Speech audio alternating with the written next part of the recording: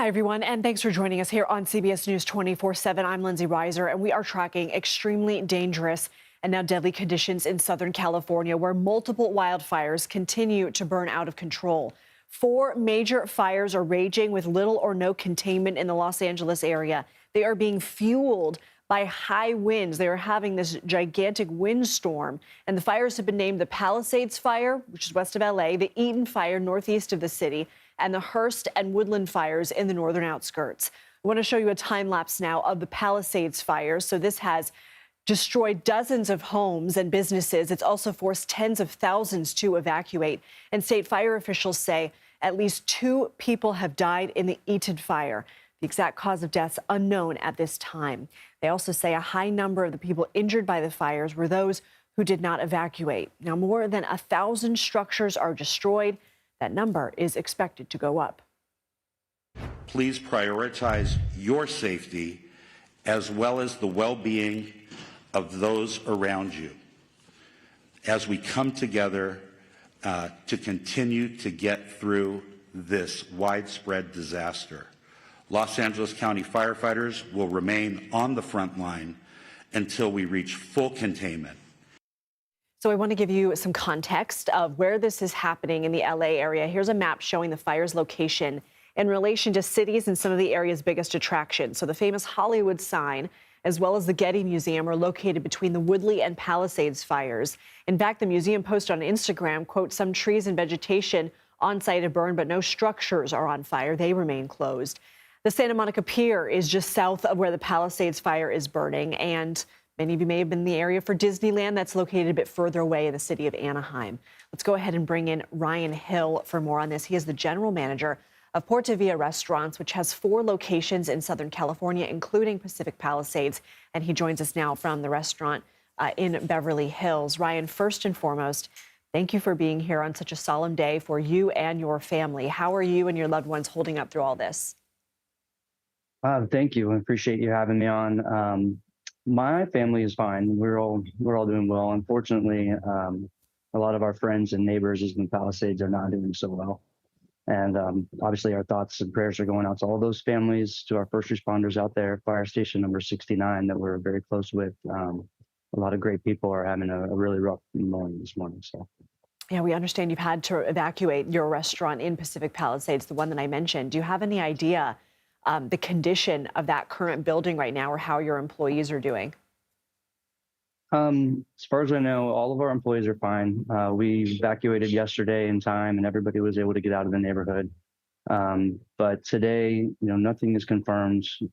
We don't have confirmed condition of our building, but we are told that it's still there. Unfortunately, I think most of the Palisades is not. So I don't have anything confirmed, but it's not a good situation. Must be so unnerving to not know exactly what you're going to be going back to. I can only imagine what you're feeling right now. Have any of your other locations been impacted yet?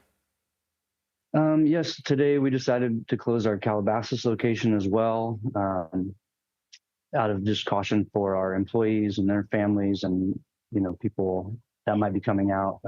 Is in best interest to close there as well. Our location in Beverly Hills is open still, but I think everybody in Los Angeles is going to be impacted today, unfortunately.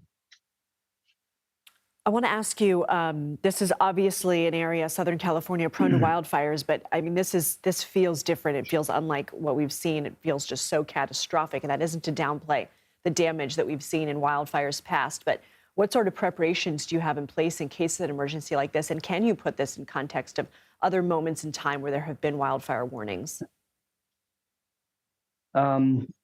I think the main difference this time is that the winds are so incredibly strong, and there seemed like there's nothing that the brave firefighters can do, because it's just so big, so fast. Yesterday morning, I got to work about 9:30, and everything was fine. But by 10:30, we could see smoke. Wow. By 11:30, it was increasingly obvious that there was a big problem. And by 1 o'clock, we left the area, and, just watching the acreage burning from 700 acres to now 1,000 acres to 5,000 acres. And unfortunately, the winds are still strong, and I don't know what you can do to prepare for something like this, unfortunately. When you ended up leaving, was that because you saw the writing on the wall and you took those actions and steps on your own accord, or did you get some kind of alert from emergency services saying, get out?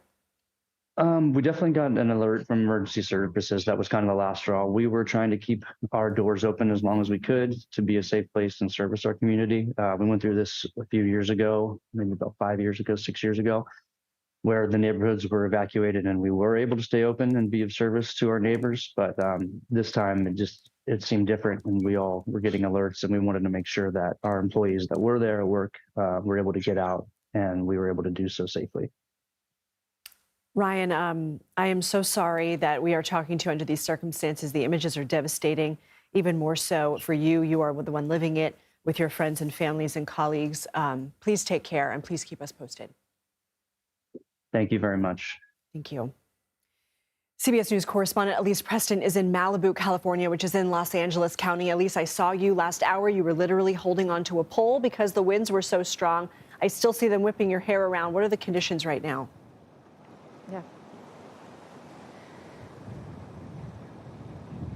Yeah, it is still pretty windy, Lindsay. We moved from that location that we were at about an hour ago because we were trying to show you a different vantage point, and it just got to the point that we were not able to stay there. So these winds have not only caused such a huge threat to loss of life and loss of buildings like that gentleman kind of expressed earlier, but they've also knocked out cell towers. So there's been very limited service out this way. But we're along the Pacific Coast Highway, and just down this stretch, you're going to see this devastation on both sides.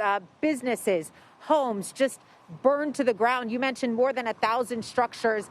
It sounds unbelievable when you hear that number, but when you drive down that street and you see just a glimpse of what this community is going through, it is truly catastrophic, and it is heartbreaking, absolutely heartbreaking to hear from the gentleman that you were just speaking to. These winds have carried these flames in ways that people have not seen. We've spoken to so many residents who have lived here in this neighborhood for decades. We've spoken to so many residents who've lived in California their entire lives, and they said that they've never seen anything like it. And that is what is causing so much trouble right now for these 4 fires here in Southern California. We were walking back to the truck, and where we were on one side, there was a building with a few embers. And within a second, a wind gust picked up, and those embers just kind of exploded into these huge, massive flames. And it's like, okay, we got to get across the street. It is just so dangerous what firefighters are working with. And just so everyone is aware as well, we know that the president is on his way to a fire station in the Santa Monica area where he is expected to get briefed by emergency officials, and we will bring you that live. So, Elise, if I have to interrupt you, please forgive me for that. This is a live look at that room that we are monitoring. But, Elise, you had mentioned my conversation with Ryan. I'm wondering what stories you're hearing from people who are evacuating and from people who either are learning what happened to their properties or are still in that agonizing wait.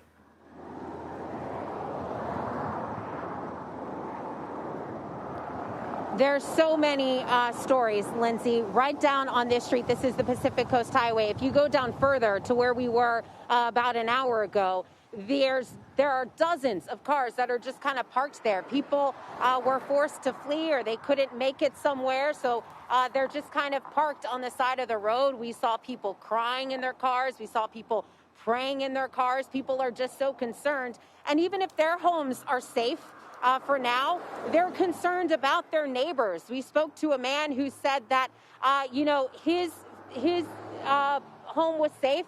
He was not being asked to evacuate in the moment, but he's lived through wildfires. This is his community where he's lived for 15 years.